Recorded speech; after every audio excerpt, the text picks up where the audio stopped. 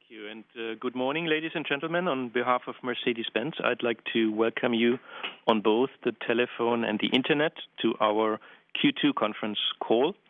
I'm very happy to have with me today Ola Källenius, our CEO, Harald Wilhelm, our CFO. In order to give you maximum time for your questions, Ola and Harald will begin with an introduction, directly followed by the Q&A session. The respective presentations can be found on the Mercedes-Benz IR website. Now, I would like to hand over to Ola. Thank you, Stefan, and good morning, everyone, and welcome. In Q2, we have delivered, again, solid financial results and remain on track in executing our strategy in what we consider a dynamic environment. We increased sales across all the main regions in the first half of this year, especially on the top-end sales side and dynamic growth of our battery electric vehicles. We, of course, remain vigilant and stand ready to adapt to dynamic macroeconomic and geopolitical events, but for all intents and purposes, we're on track. The reason for our confidence is very attractive, complete, and a young portfolio in the market, both for our electrified high-tech ICE products and our BEVs. So let's have a look at the numbers on slide 3 in the deck.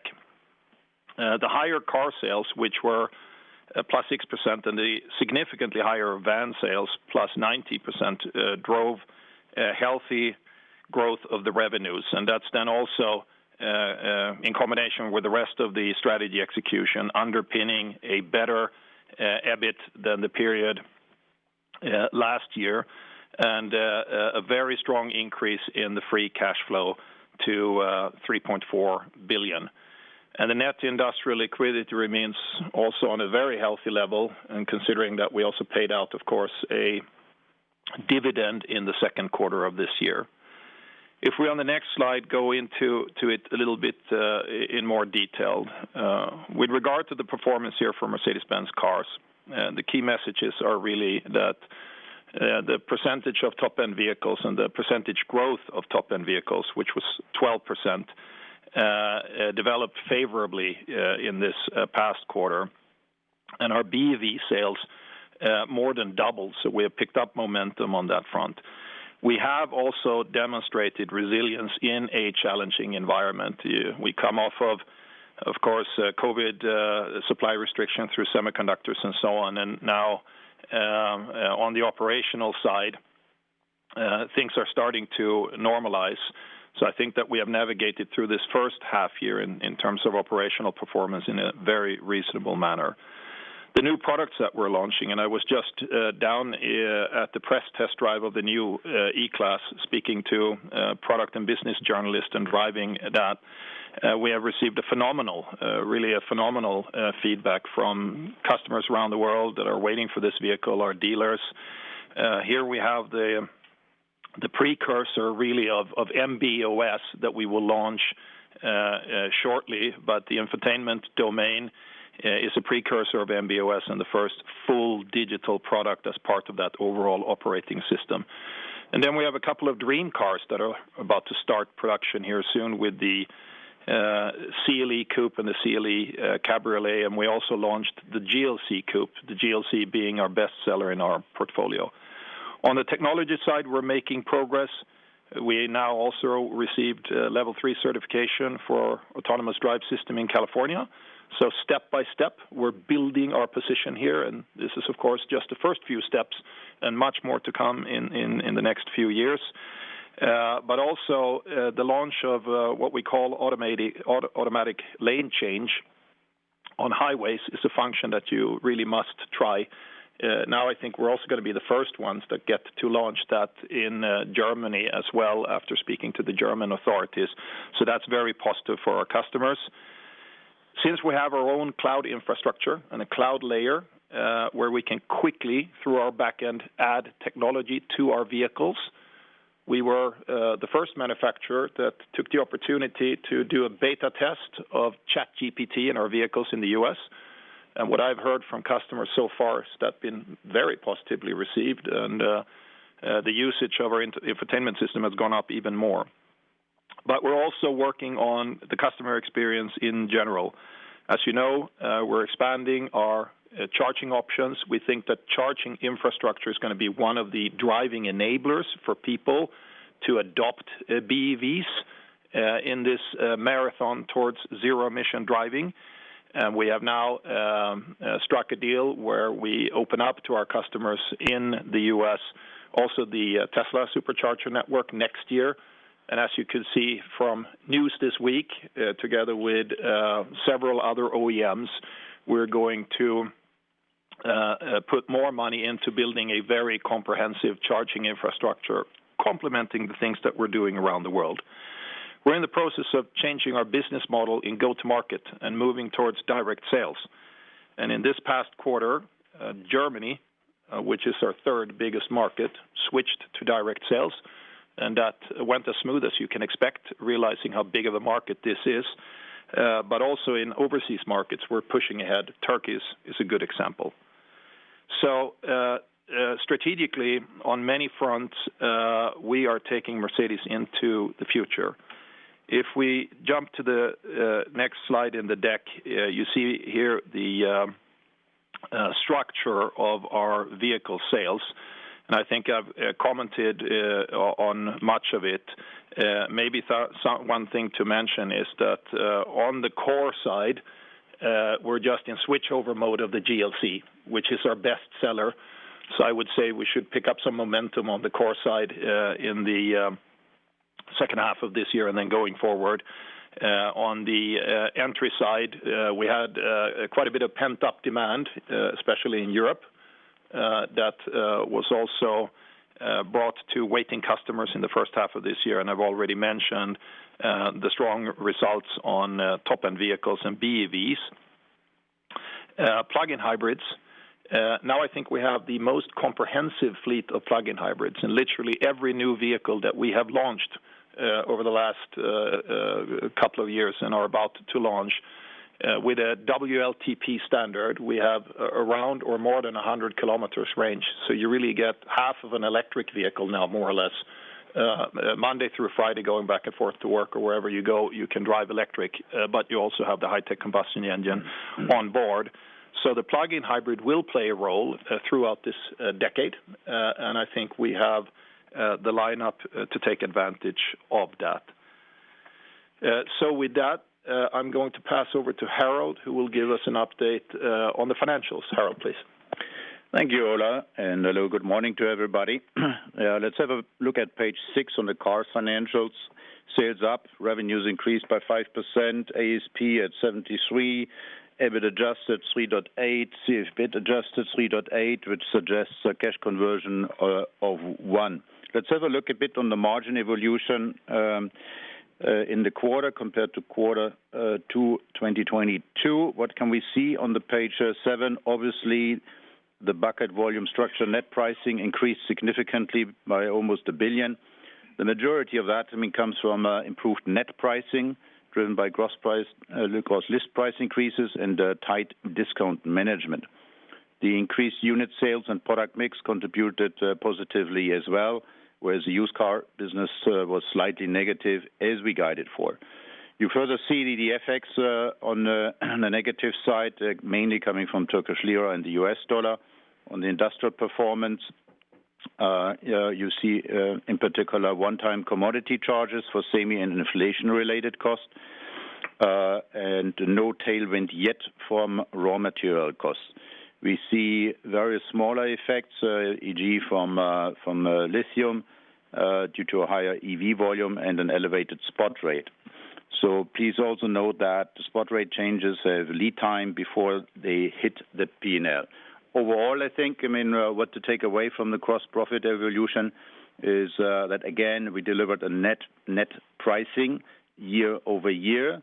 But what you cannot see on the chart, what I would like to emphasize is you can also see a net pricing quarter over quarter, i.e. quarter 2 over quarter 1, 23, outweighing headwinds from material cost and inflation. Looking at the selling expenses, slightly higher due to marketing expenses, volume-induced selling expenses, and agent remuneration from the new direct sales model. The positive counterpart sits in the price bucket. In line with our full-year guidance, we saw higher R&D cost for future platforms and technologies, in particular on MB.OS.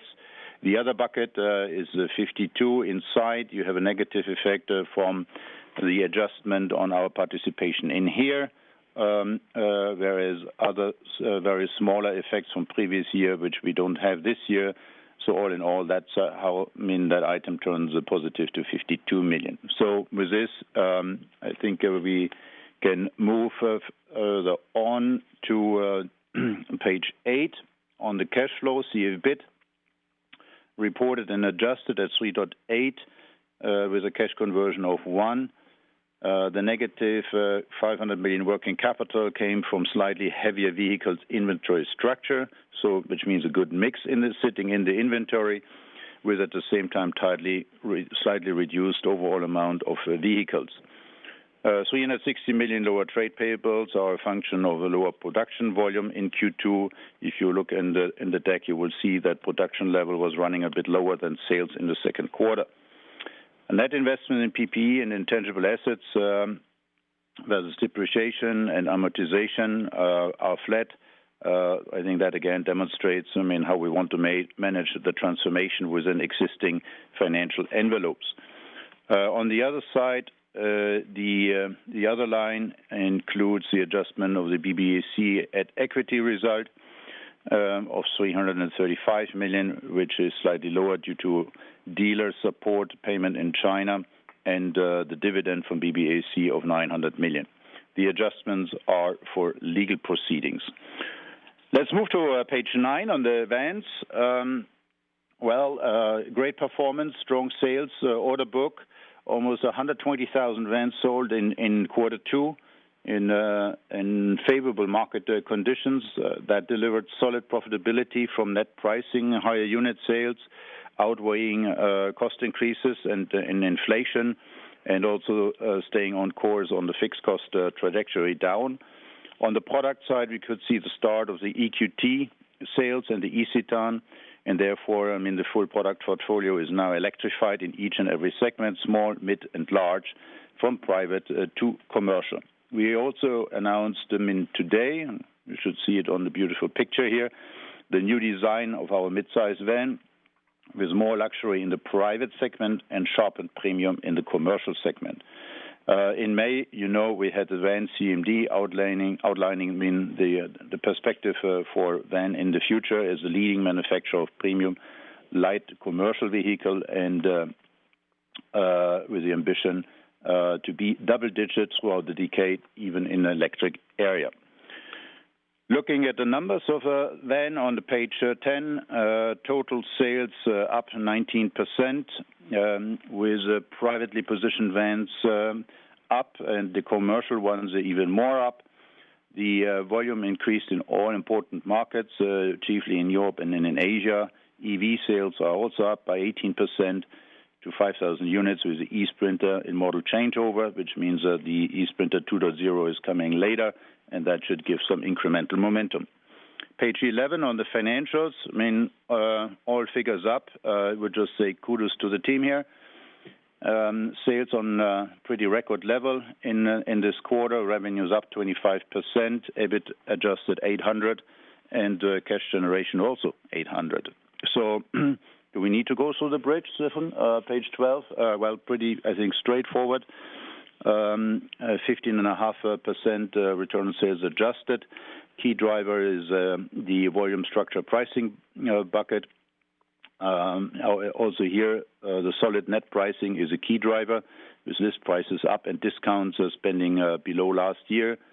The volume obviously helps as well, and also I think on the mix that's very favorable. On the industrial performance, we have basically the same thing as I commented on the car side, as well as on the selling expenses. In the other, we have also the adjustment of we have the at equity result from FBAC And with that, I move to the cash flow side, to page 13. So the CFBIT reported 777, adjusted 819, conversion rate 1, working capital charge of 300 million, with an increase from inventory of about 200, driven by the production ahead of sales here for, a good second half of the year. As we guided, the investments sit at a higher level now in PPE and intangibles compared to the depreciation. That is a function of increased spend on the EV transformation, namely the Van EA platform. In the others, we reverse the at-equity result and have the divvy from FBAC included. The adjustments are on legal proceedings. If you look on the key messages on mobility, page 14, MBM is facing a challenging market environment, especially in China. Overall penetration rates are under pressure, with positive trend for battery electric vehicles, in particular in the U.S. Due to IRA. Profitability is impacted by lower margins due to higher refinancing rates and intensified competition in the financial services sector. The ramp-up of our new charging business is getting traction, as Ola mentioned before, with our own branded high-power charging network, with first sites planned to be open in the second half of the year, and with the announcement on the Tesla charging network, which we join, as well as what we announced yesterday in terms of creating another network together with other OEMs in the U.S. In the other line, or in the furthermore, we completed the sale of the Russian business activities in second quarter. Now to the numbers. Page 15, the new business increased in the second quarter. Portfolio on the other side remains stable. The EBIT adjusted decreased, and let's have a look at that on the page 16. So in the second quarter, EBIT adjusted sits at 450 million. Return on equity adjusted 12.8. How did we get there? Positive effect from normalized cost of credit risk, despite a challenging market environment, macroeconomic environment. On the other side, lower interest margin, which is impacted by higher interest rates and increased competition in the financial services sector. Additionally, we see first investments for ramping up our new charging unit. And in the other, a positive effect from hyperinflation in Turkey, which was in there last year. The adjustments are now on the exit of the Russian business at 276, which is now completed. On the group side, the businesses I explained already leaves the recon, which is the at-equity result of Daimler Trucks. That leaves us with an EBIT adjusted of 5.2. Adjustments are a bit more than 200. Again, that is in connection with the sale of the business activities in Russia. Group booked EBIT is at 5 billion. On the cash flow side, same thing. Businesses, as I explained already before. Income taxes are at 1.5, as we flagged. They're going up with the increase in profitability. The improved interest result is obviously thanks to higher interest rates level. In the other recon item, we see mainly the Daimler Truck divvy. With this, the free cash flow industrial sits at 3.4 billion, and in the adjustments, we see legal proceedings related to diesel. Page 19 on the nil, 26 billion by the end of the quarter, starting from 29 at the beginning of the quarter.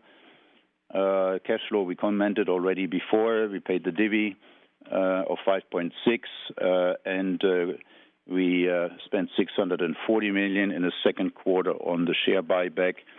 So proceeding well, I would say, with the 4 billion share buyback program. The other item is mainly related to FX. Now, I think, let's turn to the outlook for the second half of the year. Let's get started with the divisional guidance on page 21. First, please, read the assumption chart carefully. I rush through it.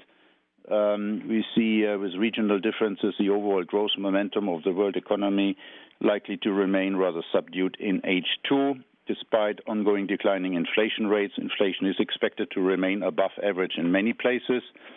Continued restrictive monetary policies at central banks likely to weigh on consumers, companies, and economic growth.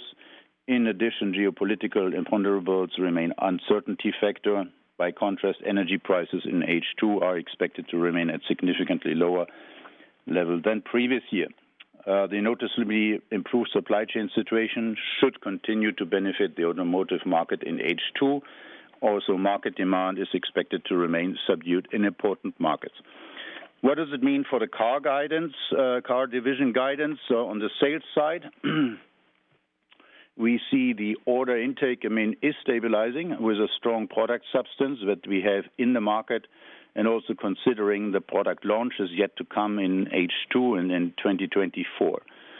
On that basis, we expect the pace of sales from the first half of 2023 to continue for the remainder of the year. Let me clarify, that means that we see sales of H2 at about the same level as H1. With that, we continue to see full year 23 sales, at prior year level. For 2024, maybe it is obviously too early to tell, but based on today's market sentiment and our product substance that are in the market and to come from today's perspective, we think that 2024 sales should not be below 2023 sales. On the car's return on sales guidance, what does that mean? With H1 at 14.1, we had a solid first half of the year. The H1 therefore fits pretty well, I think, with the expectation of upper end of the 12 to 14% return on sales range. For H2, we want to take this momentum in with us. What are the moving blocks? In H2, we expect some easing on raw mats. On the other side, we see continued one-time commodity charges and maybe some headwinds on the used cars. So on that basis, the full year guidance remains unchanged. On cash conversion rate and on the R&D and PPE unchanged. Then on the sales side, with the tailwinds from H1 and full order books throughout the year, we lift our sales guidance to significantly above prior year level. On the margin side, with a strong tailwind from H1 of 15.5%, we lift our return on sales adjusted guidance by 200 basis points to the range of 13 to 15%. However, not everything from H1 is taken into our run rate for the full year. Compared to H1, we continue to see good sales performance, but also some higher ramp-up related project expenses, namely Van EA ramping up. The CCR has been increased as well to 0.7 to 0.9. PPE R&D unchanged. On mobility side, the return on equity remains unchanged in the range of 12 to 14%. Coming from 14.2 in H1, we see the following elements for H2. A more competitive environment, especially in China, also related to the BEV ramp-up, support deteriorating our interest margin. Furthermore, the increasing OPEX for our own branded high-power charging network leads to H2 rather at 12% and full year rather at mid of the range 12 to 14.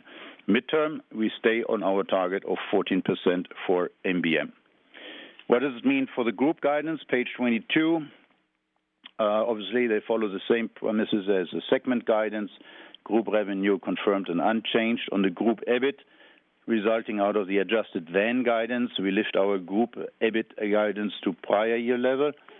With the H1 cash flow at 5.5 and a continued strong cash conversion, we also lift our full year FCF guidance to slightly above prior year level. And with this, I give back to you, Ola. Thank you, Harold. On page 23, let's take a look at the list of priorities that we set out at the beginning of this year within our six-pillar strategy that we have been executing over the last years. We talk about safeguarding our operating optimum. So the balanced go-to-market approach to focus on value over volume. And as you can see from Q2 or the first half of the year, we have stayed on that course. Within that, we want to continue to scale the BEVs. We're doing this. Doubled BEV sales also in the second quarter, in the first half of the year. And we will continue working on our BEV rollout. Over the last few years, we've talked a lot about supply chain management and how we are going to stabilize that. And I think some of the things that are now starting to pay off is our deep sourcing on chips, so multi-year contracts directly with the chip suppliers. But we're also making moves in terms of battery raw materials and locking up that supply chain to set ourselves up for future growth in that area. On the customer side, there are a whole host of things going on. I mentioned that we are building and accelerating the charging infrastructure as an enabler for electric mobility. We're introducing the direct sales models in more and more markets. So we then enter into a one-to-one relationship with the customers, and we're building our complete digital infrastructure and customer relationship management around that, which is working well, getting to know our customers better, being able to serve them better. And in that context, the launch of the next gen infotainment in the E-Class, as I said, a precursor to MB.OS, which is around the corner, is one piece of that puzzle. So everything fits together, and we can serve the customer even better in the future than we have done in the past. In this inflationary environment that we're in, it's extremely important to maintain cost discipline and make sure that we keep the revenue side, the growth of the revenue side, in a good relation to what's happening on the cost side. Keep on working on the fixed cost, and that has also worked well for us in this first half year, underpinning the results as Harold just mentioned. If we switch to the next slide, even more important, though, is setting ourselves up for the future. What is the company going to look like in the second half of this decade? And here we are in a massive transition of our whole product portfolio, and working across the Mercedes-Benz Group on no less than 4 architectures, with MMA for our entry vehicles, MB.EA, which will be the base for core vehicles. We're going to take our performance brand AMG also into a dedicated electric future. And as you know from the recent Capital Markets Day for the van division, they are also working on an electric architecture which will cover all of our mid-size and large vans in an intelligent way. Behind that, though, are 2 major technology platform projects that feed these architectures. One is the next-gen e-drivetrain, and the other one is the Mercedes-Benz operating system. I invite everybody to join us at the IAA in Munich. In only a couple of months' time, we will give you a glimpse of the future, what this is going to look like. And although we're very competitive today, we're looking at taking a very big technological step in the next couple or 3 years. So there will be some exciting news and previews of what we have in mind in terms of these technologies. So the whole company is focused on executing to put ourselves in a position in the second half of the decade, towards the end of the decade, to be as strong as we are today. And with that, I hand back over to you, Stefan. Thank you very much, Ola. Thanks a lot, Harald. And ladies and gentlemen, you may ask your questions now. As always, I will identify the questioner by name. However, please also introduce yourself with the name and the name of the organization that you are representing. A few practical points. As always, please ask your questions in English. And as a matter of fairness, please limit the amount of questions to a maximum of 2. Now, before we start, the operator will explain the procedure. Thank you very much. If you want to ask a question, please press 9* on your telephone keypad. To remove the question, please press again 9* on your telephone keypad. Please note that dialing 9* a second time during the call will automatically withdraw your question. Please refrain from pressing the key combination multiple times during this call. Again, for a question, please press 9 star on your telephone keypad. If you have any difficulties raising a question, please try another conference call telephone number indicated in the invitation you received, or press 0 and rhombus on your telephone keypad for operator assistance. We start the Q&A now, and the first question goes to George Gallier from Goldman Sachs. Hi, thank you for taking my question. Yeah, George, we can hear you. Great. The first question I had was just with respect to mix. Obviously, you mentioned that you've seen your supply chain constraints ease substantially. Would it be fair to say that you are now producing mix on an unconstrained basis, and therefore you aren't prioritizing the top end and more accretive vehicles? And therefore, as we think about the mix going forward, this kind of run rate should be what investors should expect, both for the second half of the year and also as we look to 2024. The second question I had was more around the brand and the luxury positioning. Obviously, when we look at some of your concept cars like the Vision One 11, these are highly desirable products which would create a huge halo for Mercedes and demonstrate Mercedes' luxury credentials and pricing. Does the company have any intention of bringing these types of products to production? And if yes, over what kind of time frame? Thank you. Yeah, thank you, George. Let me remind you that with regard to the mix management, even before there were supply restrictions, as part of the Pillar 2 of our strategy, we had pivoted towards a value over volume approach. Value, obviously, for our customers, but also value for our shareholders. So nothing has really changed in terms of our policy. One thing also to remember with regard to mix is that some of it is also product launch driven. And I mentioned that on the core, if you have a switchover of a big product like the GLC, you can have from quarter to quarter, from half year to half year, some movement there. But we are absolutely focusing on growth of the top end. This is our.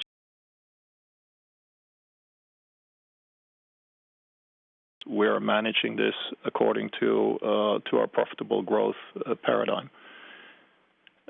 With regard to brand luxury vehicles, the Vision 111, I think it's a fantastic vehicle. We really use that to launch the technology message for what's going to underpin AMG EA. We will have an incredible dedicated electric performance drivetrain for AMG EA. And from time to time, we will also have limited edition vehicles that are, really desirable dream cars. We don't have a production goal for the Vision 111 per se, but rest assured, there's a lot of exciting products in the pipeline from Mercedes. Just shortly, George, maybe on the second quarter, I would say, whereas the supply chain globally was less constrained, in the core segment it was constrained on the ramp-up of the GLC, and therefore, at the same time, a good run on the entry segment. However, that has an impact on the mix in the second quarter. On a normalized basis, I think we should see a stronger core moving forward. So therefore, I think some more potential. Great. Thank you. Thanks, George. And we continue with Daniel Röska from Bernstein. Good morning. It's Daniel from Bernstein. Good morning, gents. Two, if I may, on kind of the BEV topic. First of all, as you ramp up your BEV sales, we talked about kind of the upstream supply chain before. May I ask you, is there any way to quantify kind of how much of the raw materials you've kind of secured until when?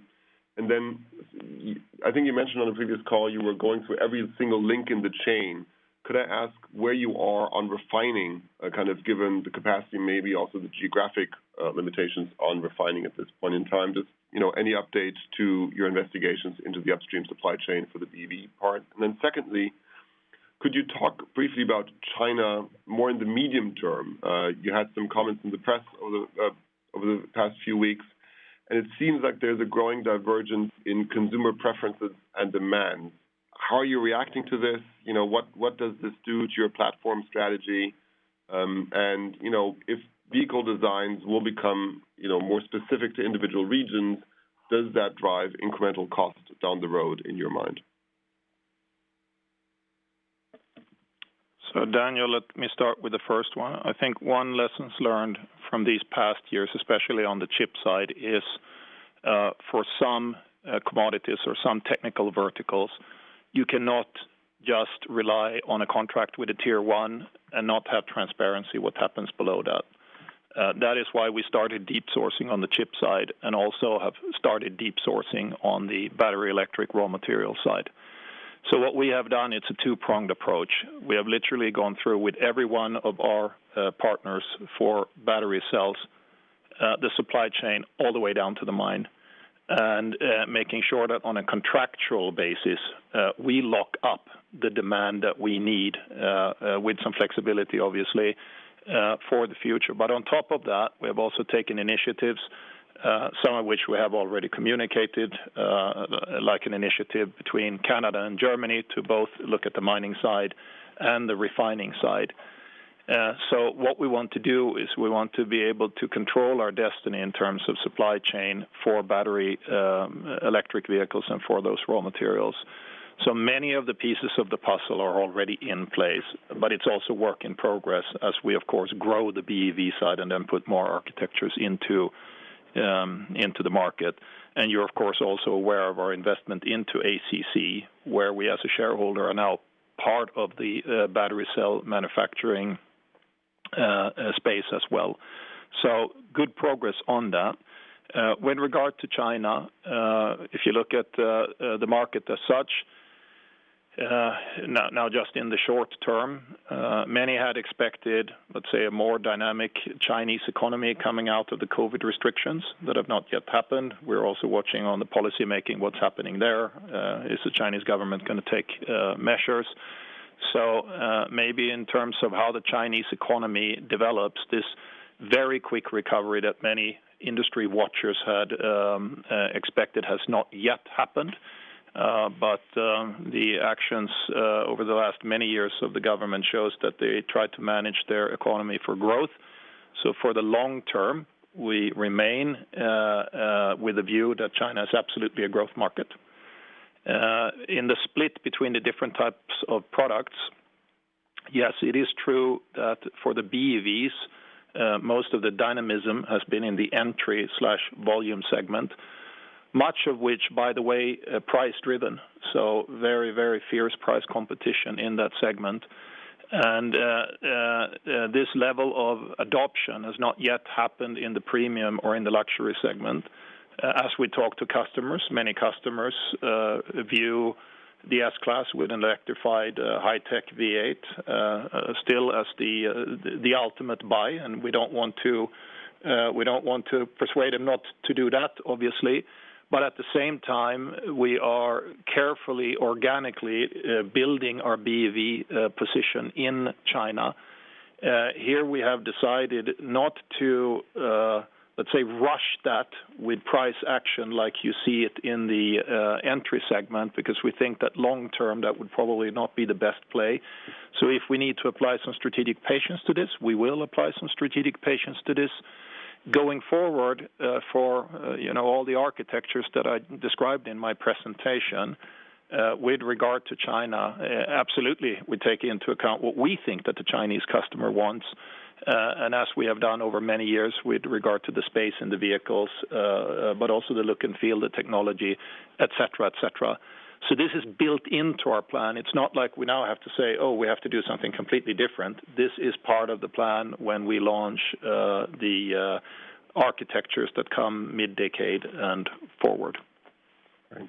Maybe a brief follow-up. When you say strategic patience when it comes to China, would that be kind of saying, look, if the BEV penetration in the premium, your market, the premium market kind of remains low, you're not worried? Or even if penetration picks up, but your penetration doesn't pick up, you would still be willing to wait kind of, and then with newer products on MBEA, kind of regain that market share later. So is that more a comment on the market overall or on your position within the premium market? We think strategically the Chinese market is going towards zero emissions. So let's not have any confusion about what the strategic goal is here. That's where we're going. If it's not a straight line journey, what we don't think that we should do is to temporarily, let's call it buy market share by irrational actions on the pricing side. If other market participants decide to do that, something to watch, but it's not our general policy. But during this decade, we are investing massively into building our position in BEVs in China, and then we will see how things unfold. Well, thank you. Thanks, Ola. Thanks, Daniel. And we continue with Tim Rokossa from Deutsche Bank. Yeah, good morning, gentlemen. It's Tim from Deutsche Bank. Ola, I'd like to follow up on your response just to Daniel. We had VW announcing the SAIC and specifically the XPeng Corporation yesterday. We know that local is real, especially in China. Denza seems to run better after you guys gave up some control. Smart is running pretty well now as well. EQS obviously not running so well in China for all the reasons that you just outlined, but also simply because probably the design is not exactly what customers were looking for. You had some cooperations with Renault in Europe in the past. Would it make sense to perhaps for you deeper cooperate with a partner where that partner has more control of costs and the localized product in China as well for the lower end of your BEV portfolio? Or would you rule that out?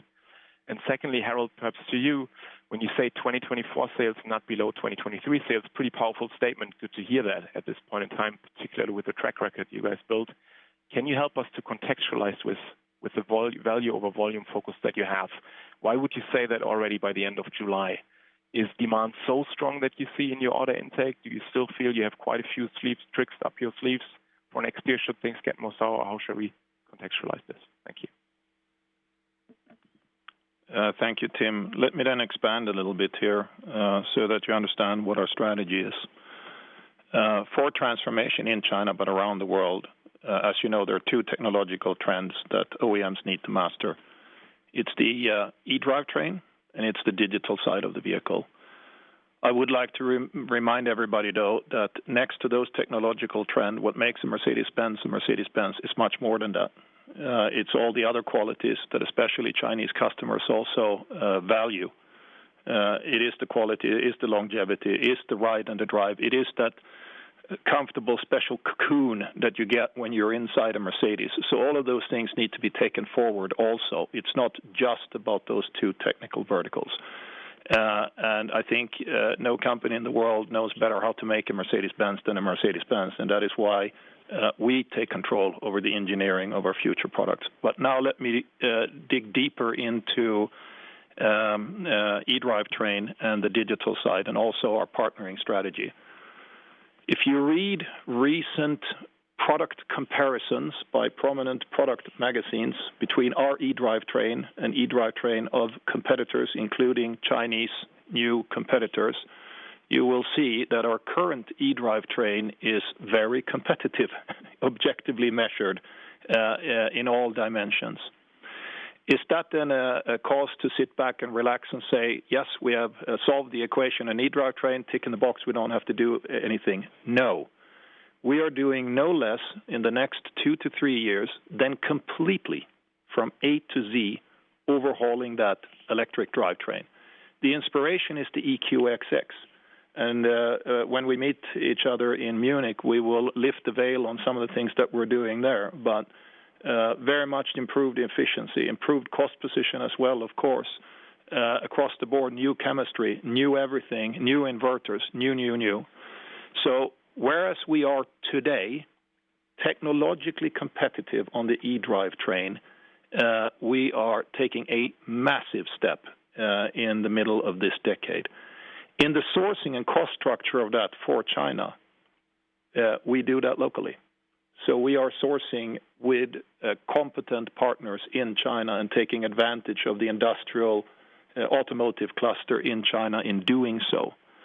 If we switch to the digital side, and of course I know that you're intimately familiar with our MB.OS strategy, we said that we want to be the architect of our digital house, and we need to be the ones that are the interface to the customer.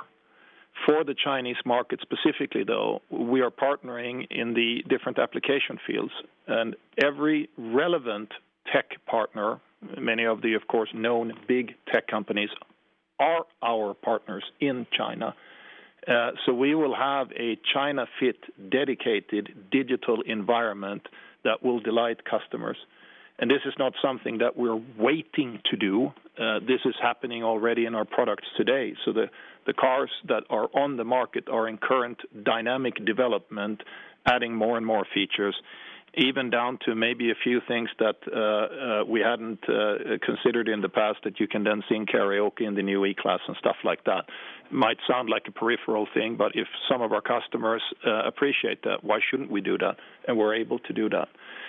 So we are partnering, but we're not handing over the task of creating the Mercedes of the future to another OEM. That task stays with us. And Tim, why are we saying that 2024 should not be below 2023 and with regard to sales? As you can read and see from the macroeconomic assumption chart, we stay cautious on the macro side, rest assured. If we look into order intake momentum in Q2, we see some stabilization here. But probably, from that, it is, too early to conclude, on the full year, or to say that, an order book has been built year to date for 2024. But we see the perspectives of that momentum continuing, for the remainder of the year. But really, I think what drives, the statement, we are departing from a pretty low base, I would say, right? Around 2 million units, this year. If we say about same level as 2022, I think that is a low departure point. And we are at the juncture where we have, great products, hitting the market in the second half of the year, and full run rate then in 2024. What comes to mind, full run rate, the GLC, but then in particular, E-Class in 2024. And I think, we can track that historically, that obviously the demand level for these great products, yield also then sales step up. Not limited to that, you can see, in 2023, in a difficult macro context, that top-end growth does exist. You can see also whether we are ramping on the BEV. And yes, we talk quite a lot about the EQS and EQE, but one thing is for sure, that is an incremental platform creating additional demand. And so all in all, we want to further increase, obviously, the BEV offering in 2024. Finally, however, rest assured, the strategy, the policy for pricing and margin to prevail over volume will continue to exist, as you can see again in the second quarter. And if you allow me to repeat, the second quarter pricing, net pricing was favorable over quarter one, 2023. So definitely, I think that demonstrates that we want to take that also for the remainder of the year as well as into 2024. Thank you. Thanks, Tim. And we continue with Jose Asumendi from JP Morgan. Thank you, Jose. JP Morgan, good morning. Harald and Ola. Just a couple of questions. Harald, can you comment on the bucket of volume, structure, and pricing? Can you give us a bit more color behind those two buckets? And second, can you comment a bit on FX and raw mats? How should we expect that going through in the remaining of the year? And then for Ola, please, can you comment a little bit more with regards to your overall competitiveness in China and the opportunity to improve your momentum thanks to the ramp-up of the new facility, including the EQE and EQE SUV, which you're ramping up in the second facility in Beijing? Thank you. Yeah, Jose, on the second quarter, I assume you refer to cars second quarter. Volume was positive, as you can see from the sales number.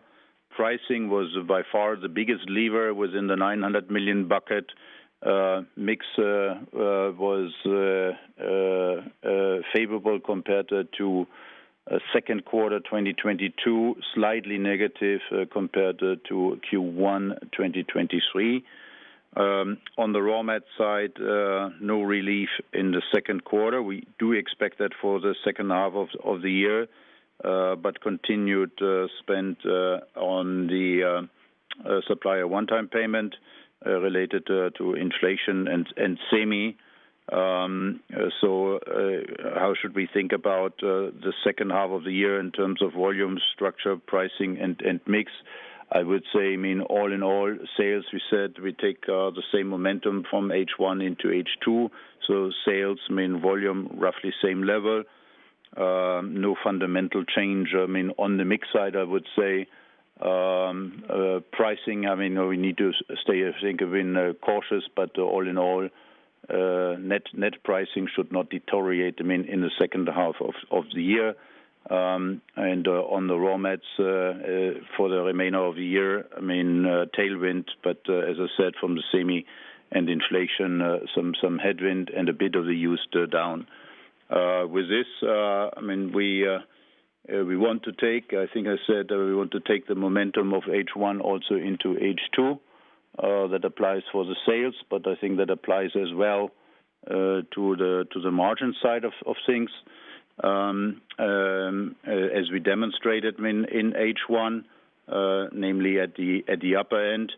If you look into the group guidance statement and you consider the van update, I think if you do the maths, you will find out that the cars guidance embedded in there is probably rather sitting at 13 to 14% rather than 12 to 13%.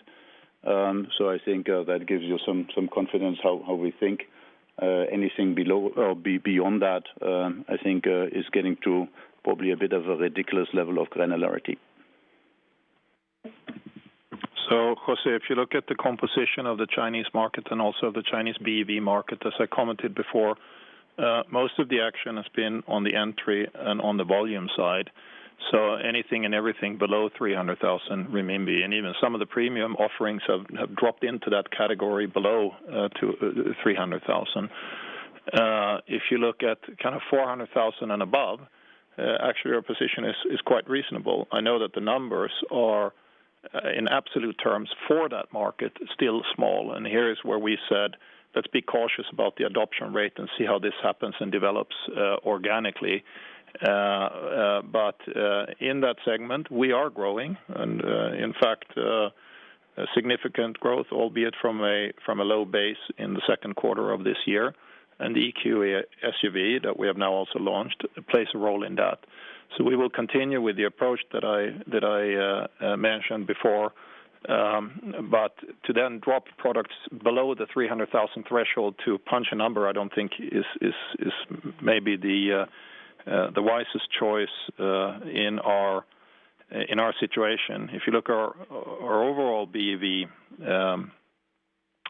rate at 11 or so % of total sales, and you compare it to all manufacturers across the world, all established manufacturers across the world, you will see that we're actually one of the leading companies in terms of adoption, percentage-wise.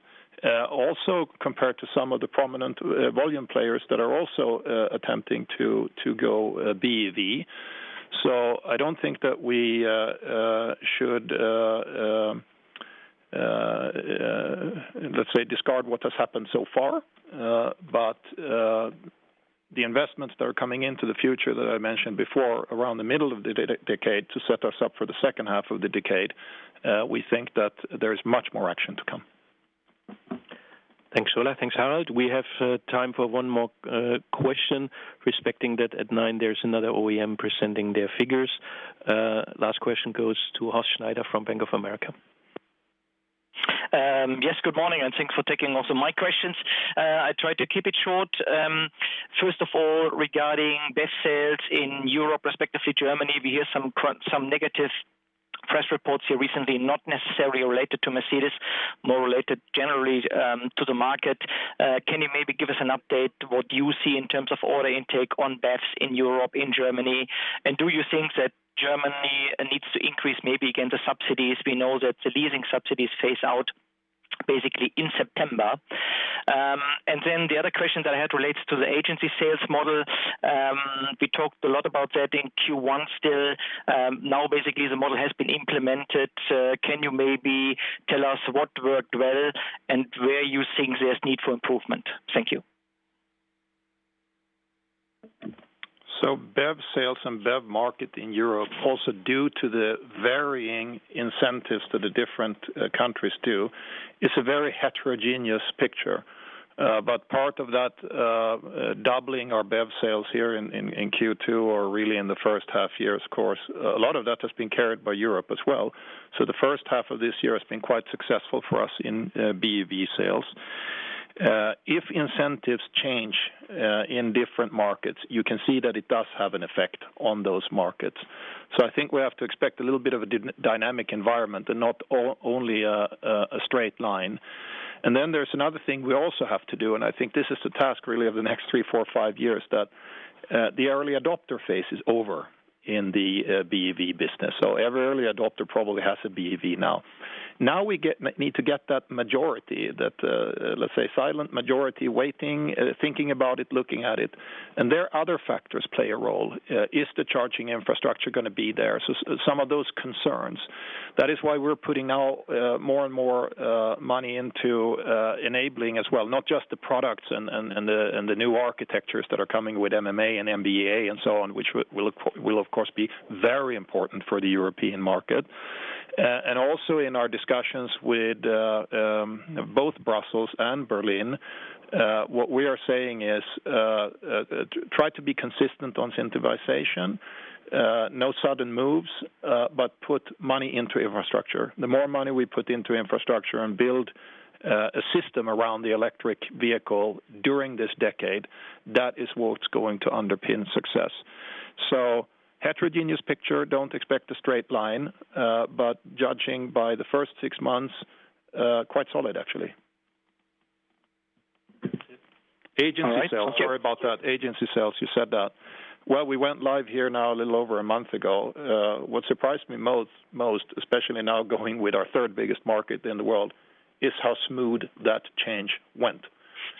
It was almost like pushing a button. I don't do service to the work of the team here over several years. I mean, it was a Herculean effort to get that going.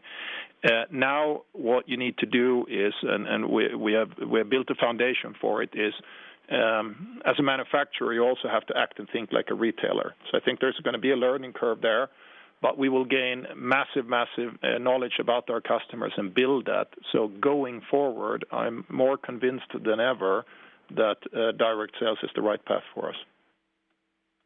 All right, thank you. So with that, we close the call. We want to thank you very much for attending. Thanks a lot, Ola and Harald, for answering the questions.